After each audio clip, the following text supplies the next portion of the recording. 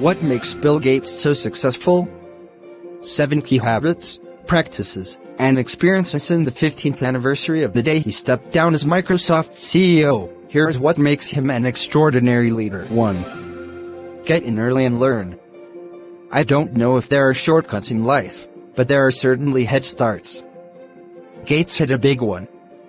In 1969, when he was in 8th grade, when very few schools had any kind of computer system, his school bought an early machine along with blocks of processing time. Gates was excused from regular math classes to learn to program, and became enthralled with it. His first computer program, a tic-tac-toe program. 2. Seek forgiveness, not permission. Too many people fail to succeed because they hold themselves back. Whether it was youthful folly or instinct, Gates didn't fall into this category. As an early example, the computer in 8th grade. When the school's funds eventually ran out, Gates, with his friend Paul Allen and other students, exploited bugs to obtain free computer time. When they were caught, he and the others traded their bug-finding ability for more free computer time. 3. Value your work. Another big problem many people have: they're afraid to ask for money. Here again, Gates never had that problem. At age 14, he was writing code for a local company's payroll program. By age 17, he and Allen launched a company that used an early computer program to help count road traffic. Gates also pushed to get paid during the 1970s, when business was seen as square, to put it lightly. After he realized that computer amateurs were using pirated versions of his software, at 21, he wrote an open letter to hobbyists, telling them to pay up so he could hire 10 programmers and deluge the hobby market with good software. 4. Learning matters more than school.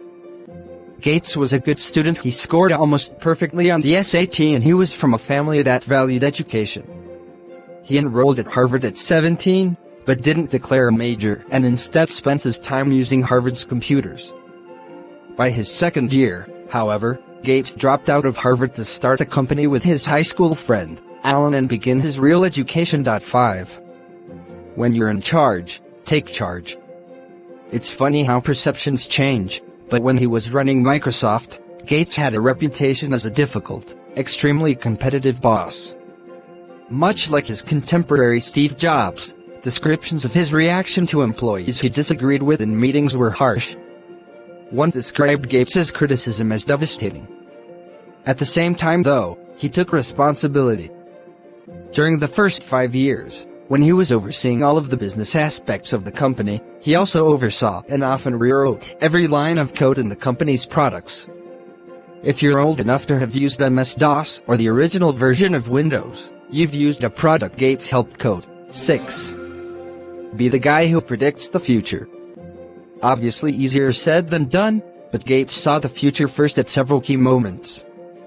One of them, and this is a classic story, came in 1980, when he negotiated a deal to license the DOS operating system to IBM for a low $50,000, but had the foresight not transfer the copyright. As a result, Microsoft was able to license the OS to other vendors who cloned IBM's machine, thus making a much bigger and more profitable market for his company. More chillingly, Gates has said recently he's concerned about the threats of super-intelligent machines on humanity. Let's hope he's not seeing this prediction as clearly. 7. Take on a big enough mission. In some ways this should be the first item on the list, as truly successful people first choose endeavors worthy of their time. In Gates's case, fast forward to the 2000s, after he transitioned out of Microsoft and became a full-time philanthropist. Using the examples of John Rockefeller and Andrew Carnegie and the mentorship of Warren Buffett, Gates and his wife, Melinda Gates, are among America's most generous philanthropists, focusing on big problems that they believe governments around the world are incapable of solving.